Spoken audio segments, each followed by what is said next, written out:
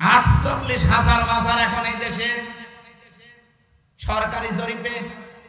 আপনি একটা মাজার দেখান যেখানে শরীয়তের বিরোধী কাজ নেই, একটা দেখান।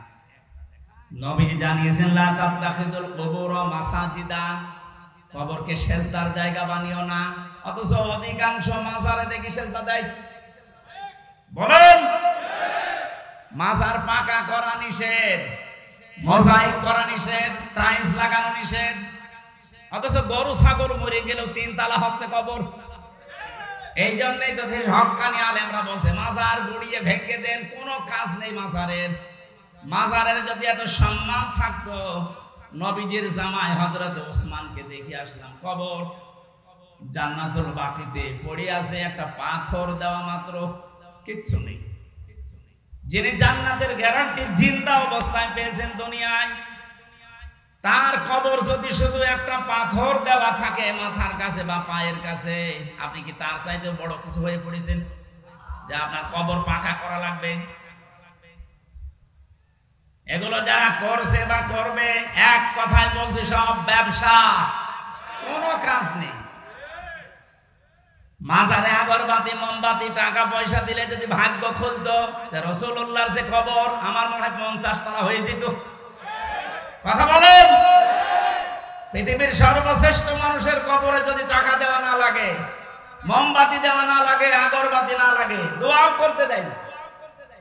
আমি রাসূলের রওজার পাশে দাঁড়িয়ে সেভাবে হাত তুলেছিলাম, যে পুলিশ পাহারা দেয় ওখানে, আমার হাতের উপরে ওই যে লাঠি হাতে থাকে।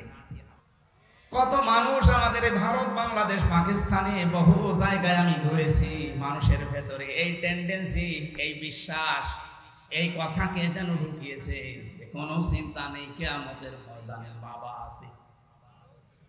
এরকম বিশ্বাস নেই দেশে? আপনাদের এই রংপুর জয়ন্তী, রাজশাহী, রংপুর এই সমস্ত বিভাগগুলোতে একটু কম আছে, এগুলো বেশি চট্টগ্রাম সিলেটে। ওরা এত ভক্ত বাবার, আমার মনে হয় রাসূলুল্লাহকে অত ভালোবাসে না। এখান থেকে আমি যেটা নিয়ে আসতে চেয়েছি, আল্লাহ বলেন কিয়ামতে একা একা দাঁড়াবি, কেউ থাকবে না। তাহলে এই কথা দিয়ে যারা আপনাকে ধোঁকা দিয়ে বোকা বানাচ্ছে যে চিন্তা নেই বাবা থাকবে, এটা ডাহা মিথ্যা কথা। বলেন, আর এগুলো তৈরি করার জন্য সবচাইতে বড় ব্যবসার জায়গা এই মাজার। 48,000 মাজার এখন এই দেশে সরকারি জরিপে। আপনি একটা মাজার দেখান যেখানে শরীয়তের বিরোধী কাজ নেই, একটা দেখান। নবীজি জানিয়েছেন লা তাত্তাখিদুল কুবুর মাসাজিদা, কবরকে সেজদার জায়গা বানিও না। অথচ অধিকাংশ মাজারে দেখি সেজদা দেয়।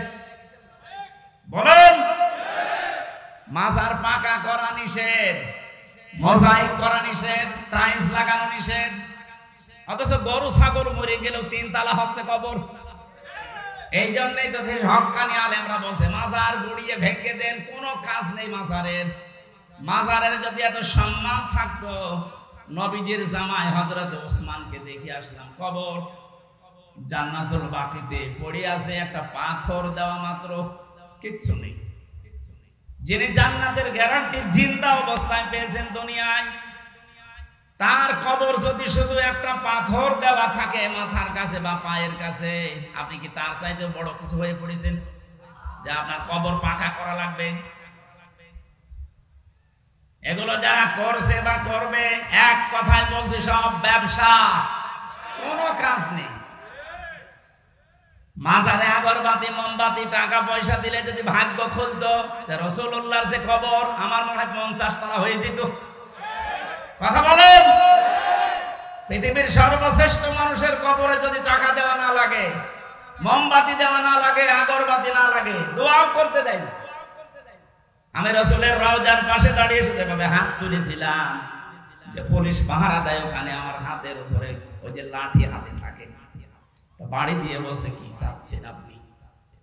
কিছু চাই না, রাসূলের জন্য দোয়া করছি। আমি আরবিতে ওনারে বললাম, ওনার ভাষা দিয়ে আমারে বলছে কি বলেন, আপনি যদি দোয়া করার দরকার হয় কাবা শরীফের কাছে, কাবার দিকে তাকান, কাবার মালিকের কাছে কিছু বলেন। রাসূলের কাছে আপনি কি চান? ও মনে করছে আমি কিছু চাচ্ছি।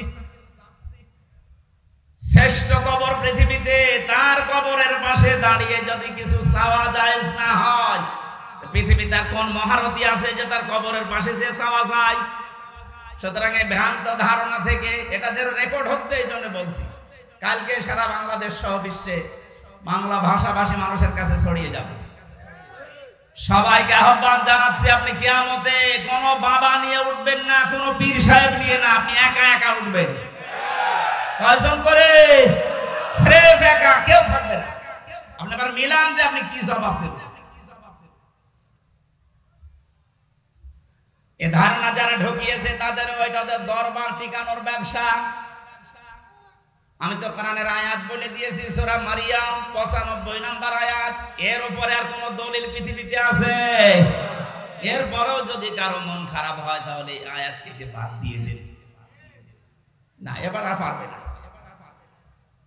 বিচারের দ্বিতীয় ধাপ, আমাদের এই বাংলাদেশে 4 প্রকারের রায় হয় আমরা দেখেছি। এই জয়পুরহাটের জেলা আদালত যেটা আছে, এখানে ম্যাজিস্ট্রেট কোর্টে একটা রায় হয়, এরপরে জজ কোর্টে আবার রায় হয়। এখানে যদি আপনার রায় বিপক্ষে যায়, আপনি হাইকোর্টে যান ঢাকায়।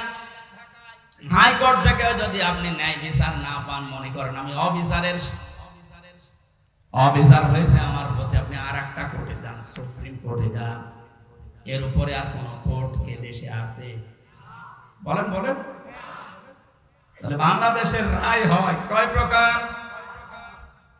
আল্লাহ পাক যে রায় দেবেন কিয়ামতের ময়দানে, যে ধাপ বানিয়েছেন, আমাদের যেমন 4 ধাপ, আল্লাহর রায় হবে 2 ধাপ। প্রথমে আল্লাহ আপনাকে ডাকবে স্রেফ একা একা, দ্বিতীয় নম্বরে আপনাকে এবার একা ডাকবে না। এইটা বোঝানোর জন্য আমি পর্যন্ত এসেছি, শুনতেছেন? কিয়ামতে এবার আল্লাহ মানুষকে, প্রতিটি মানুষকে ডাক দেবে, ইয়াউমা নাদউ কুল্লা উনাসিম বিইমামিহিম।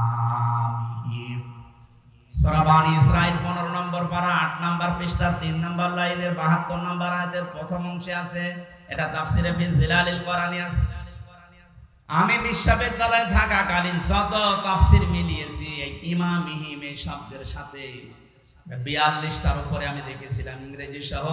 প্রতিটি মুফাসসির আয়াতের ব্যাপারে এক কথাই দিয়েছেন। আল্লাহ পাক বলেন কিয়ামতের ময়দানে প্রতিটি মানুষকে বিচারের দ্বিতীয় ধাপে আমি ডাক দেব তার নেতার সাথে। কার সাথে? বলেন বলেন। এবার আমার প্রশ্ন আপনার বিবেকের কাছে, এদিকে তাকান। প্রথম ধাপ তো শেষ, আপনি কি করবেন আপনি জানেন আর আল্লাহ জানেন। আমি তো বললাম আমারটা মিলানো সম্ভব হচ্ছে না, তাও 16 দিনের। আপনি 16 বছর, 32 বছর, 45 বছর, 60 বছর মিলাবেন কি করে বলেন? আপনার তো এখনই কান্নাকাটি শুরু করা দরকার। ওই বিবেক যেহেতু আপনার মরে গেছে, এবার দ্বিতীয় ধাপে আসেন। তো আপনাকে এবার আল্লাহ একা ডাকবে না, অবশ্যই কোরআনের আয়াত সত্য। 100 ভাগ না 98 ভাগ? বলেন বলেন। 100 ভাগ সত্য বিশ্বাস করেন তো? তাহলে আল্লাহ এবার আপনাকে ডাকবে আপনার ইমামের সাথে। এখানে ইমাম মানে নেতা, ইমাম মানে কি?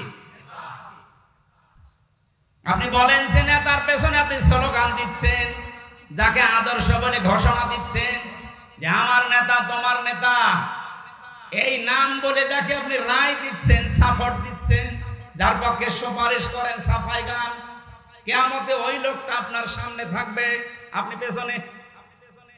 কি মনে হয় আপনার যে নেতার পেছনে আপনি ঘোরেন, যারা আদর্শ মতো চলেন, ওর যে চরিত্র, ওর যে সুরাত সিরাত, ওরে আল্লাহ দেখলে মাফ করবে বলে মনে হয়? এখনই বলছেন তো ধরা খাবে।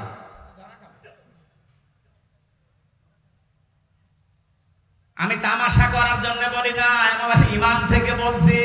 কোরআনের এই চোখটা লাগিয়ে আমি দেখতে পাচ্ছি আমরা 100 জনের এই দেশে 98 জন ধরা খেয়ে বসে আছি। এই জন্য বলছিলাম এটা স্রেফ দুনিয়ার বিষয় হলে বলতাম না, এর সম্পর্ক আখিরাতের সাথে।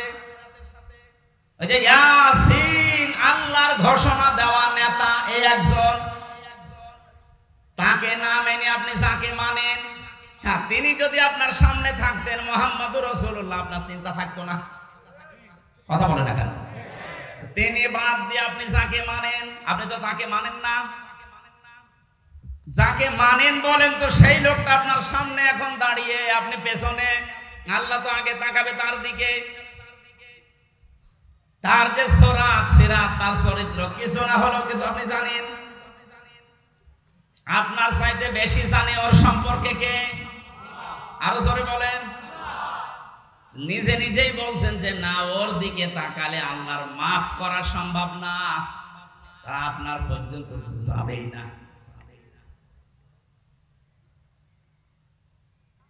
আমার ভয় হচ্ছে এই কারণে যে আমরা না জানি ওই ময়দানে অধিকাংশ মানুষগুলো দাঁড়িয়ে থাকি কিনা।